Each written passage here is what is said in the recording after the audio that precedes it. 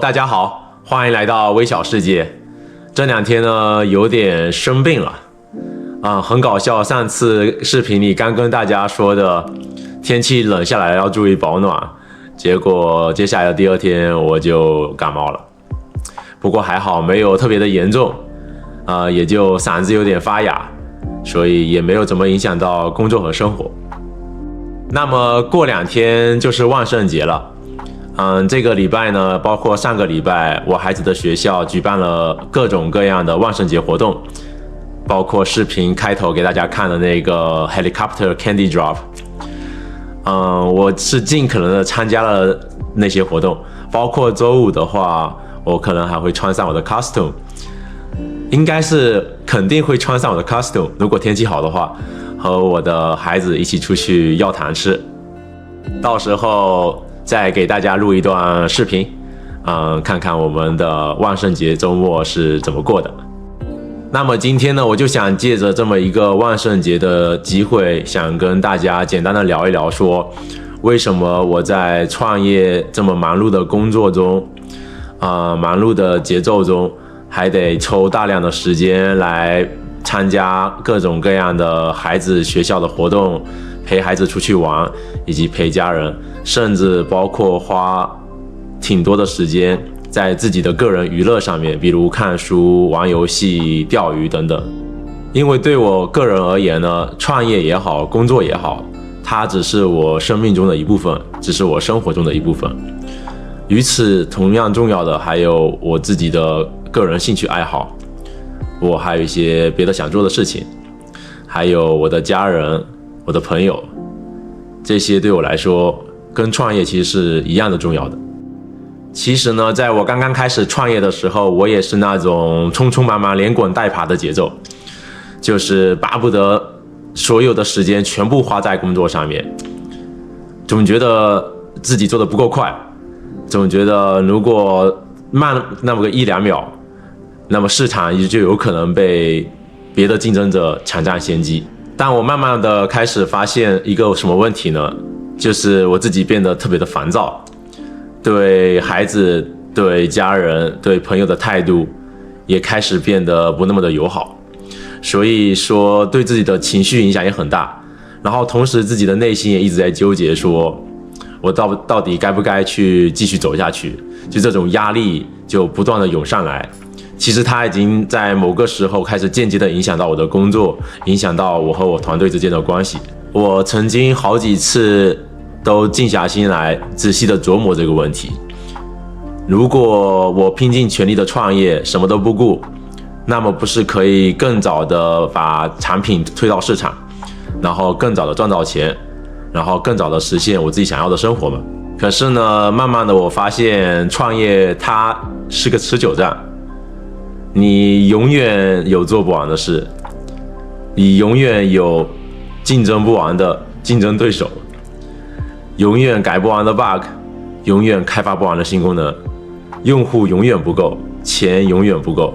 那么这条路基本上就是无穷无尽，走到要么公司彻底成功，你从公司退休，要么公司彻底倒闭。那么我们就会陷入一个无穷无尽的循环当中，一边不断的自责自己说没有给孩子、家人、朋友足够的时间，也没有给自己足够的时间，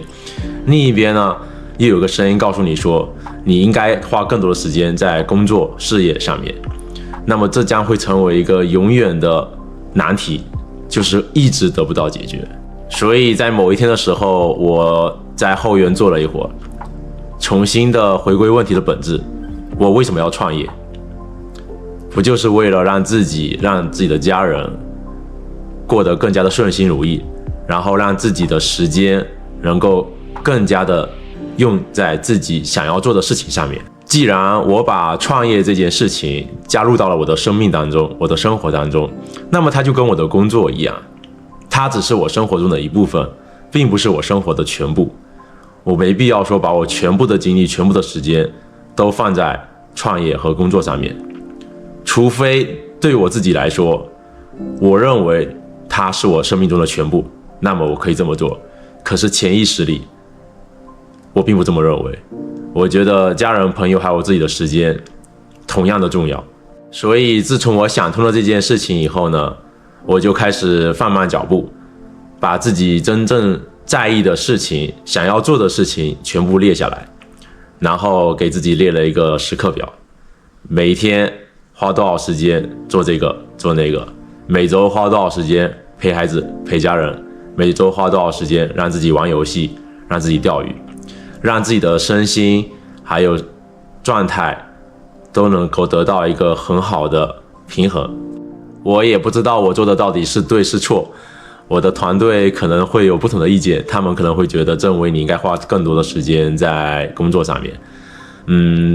当然没有人这么跟我说过了，我只是说假设如果他们这么跟我说的话，我也会告诉他们说，你们对我很重要，但我的家人我自己的时间对我来说也很重要，我都不想放弃，因为这就是我生命的全部。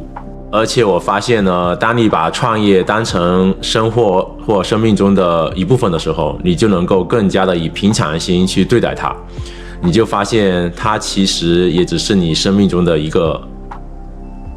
组成部分而已，它没有那么可怕，也没有给你那么多压力，对吧？你做它完全只是因为你喜欢它，你愿意把它接纳到你生活中的一部分，生命中的一部分，仅此而已。我觉得这样对你整个的心态、你的公司、你的工作都会起到很大的一个正面作用，而且你也能够做得更加的持久，因为当你把它养成了一个习惯，它就和你的生命融合在了一起。好的，那么以上就是今天想跟大家分享的自己的一些心得、经验，也算是心路历程吧。希望对各位小伙伴们能够有所启发，欢迎大家在下方评论留言讨论我们可以互相学习。那么好的，我们下期视频见了，拜拜。